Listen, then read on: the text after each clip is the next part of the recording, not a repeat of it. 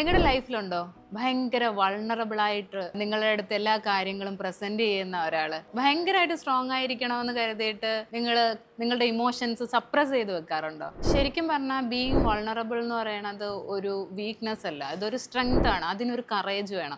നമ്മളുടെ ചെറുപ്പം മുതൽ കണ്ടീഷനിങ്ങിന്റെ ഭാഗമായിട്ട് എസ്പെഷ്യലി ആൺകുട്ടികൾ അവർ കരയാറില്ല.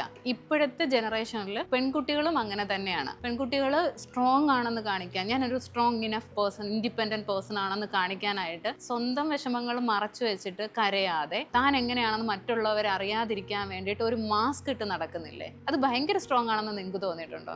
അങ്ങനെയാണെങ്കിൽ അല്ല. നമ്മൾ എങ്ങനെയാണോ അങ്ങനെ തന്നെ ഒരു വൾണറബിൾ ആയിട്ട് നിങ്ങൾക്ക് കാണിക്കാൻ പറ്റുന്നുണ്ടെങ്കിൽ അത് ശരിക്കും പറഞ്ഞൊരു സ്ട്രെങ്ത് അല്ലേ? ശരിക്കും പറഞ്ഞാൽ അതൊരു കറേജ് അല്ലേ? അങ്ങനെ കാണിക്കാനും വേണ്ടേ നമുക്ക് ഒരു ധൈര്യം? നമ്മളെല്ലാവരും ഒരു മാസ്ക് ഇട്ടാണ് നടക്കുന്നത്. നമുക്ക് രണ്ട് പേഴ്സണാലിറ്റി ഉണ്ടെന്ന് സാർ എപ്പോഴും പറയാറുണ്ട്. നമുക്ക് മാത്രം അറിയാവുന്ന നമ്മളും ബാക്കിയുള്ളവരുടെ മുന്നിൽ പ്രസന്റ് ചെയ്യാൻ നമ്മൾ യൂസ് ചെയ്യുന്ന മറ്റൊരാളും അല്ലേ? ശരിക്കും നമുക്ക് മാത്രം അറിയാവുന്ന നമുക്കറിയാം നമ്മൾ എത്രത്തോളം വിഷമിക്കുന്നുണ്ട്, അല്ലെങ്കിൽ എത്രത്തോളം വേദനകൾ നമ്മുടെ മനസ്സിൽ സൂക്ഷിക്കുന്നുണ്ട് എന്ന്. എന്തൊക്കെയാണ് ഏതൊക്കെയാണെങ്കിലും ഞാൻ ഓക്കെ ആണ് എന്ന് പറയും. പക്ഷെ ഉള്ളിന്റെ ഉള്ളിൽ ഭയങ്കര ഒരു സ്റ്റോം തന്നെയായിരിക്കും നടക്കുന്നത്. നമ്മൾ എത്രയൊക്കെ ഹൈഡ് ചെയ്യാൻ ശ്രമിച്ചാലും എൻഡ് ഓഫ് ദി ഡേ ഒറ്റയ്ക്കാകുന്ന സമയത്ത് ഇതെല്ലാം പുറത്തോട്ട് വരുന്നുണ്ടാവും. കരയേണ്ട സമയത്ത് കരയുന്നതും, അതുപോലെ തന്നെ നമുക്ക് വേദനയുണ്ട് അല്ലെങ്കിൽ എനിക്കത് ഫീലായി, എനിക്ക് ഇങ്ങനെ ആയി എന്ന് പറയുന്നതും ഒന്നും ഒരു വീക്ക്നെസ് അല്ല. നമ്മൾ നമ്മളുടെ സെൽഫിനെ അത്രത്തോളം പ്രൊട്ടക്റ്റ് ചെയ്യുന്നത് കൊണ്ടാണ് നമ്മൾ അങ്ങനെ പറയുന്നത്. അങ്ങനെ പറയാൻ ഉള്ള കഴിവിനെയാണ് ആ ഒരു മനുഷ്യന്, അത് ആ ആൾ എങ്ങനെയാണ് എന്നുള്ളത് മറ്റൊരാൾക്ക് മനസ്സിലാകുന്നത് തന്നെ. ഓക്കെ, അത്ര ഓപ്പൺ ആയിട്ടുള്ള ആളാണെന്ന് പറഞ്ഞു കേട്ടിട്ടില്ലേ? ഈ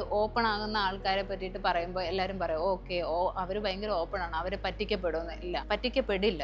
അവരുടെ ഇമോഷൻസ് അവർ കളയുന്നു, അവർ സന്തോഷമായിട്ട് ജീവിക്കുന്നു. ബാക്കിയുള്ള ആൾക്കാർ സപ്രസ് ചെയ്യുന്നു, അവരുടെ ഉള്ളിൽ തന്നെ വെക്കുന്നു. അതിനുശേഷം എന്താ, അത്രത്തോളം ഇമോഷൻസ് പേറി അവർ ജീവിക്കുന്നു. ഇതിൽ ഏതാവാനാണ് നിങ്ങൾക്ക് ഇഷ്ടം?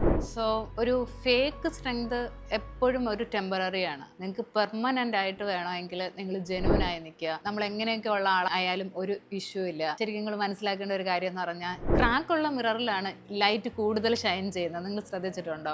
ഒറ്റ ഒരെണ്ണം ആണെങ്കിൽ അതിൽ നിന്ന് ഒരൊറ്റ ഒരെണ്ണം മാത്രമേ പോവുള്ളൂ. പക്ഷെ പലതായിട്ട് ക്രാക്ക് ചെയ്തിരിക്കുകയാണെങ്കിൽ അത് കൂടുതൽ ഷൈൻ ആകും. അപ്പോൾ ഫേക്ക് ആകുന്നതൊക്കെ നിങ്ങൾ ഒഴിവാക്കിയിട്ട് വൾണറബിൾ ആകുക.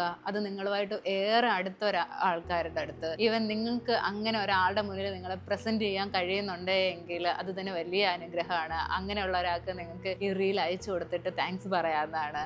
So don't hide your scars. അതാണ് നിന്റെ സ്റ്റോറി, അതാണ് നിന്റെ പവർ. ആർക്ക് വേണ്ടിയിട്ടും ഒന്നിനും വേണ്ടിയിട്ടും ഒന്നും ചേഞ്ച് ചെയ്യേണ്ടതില്ല.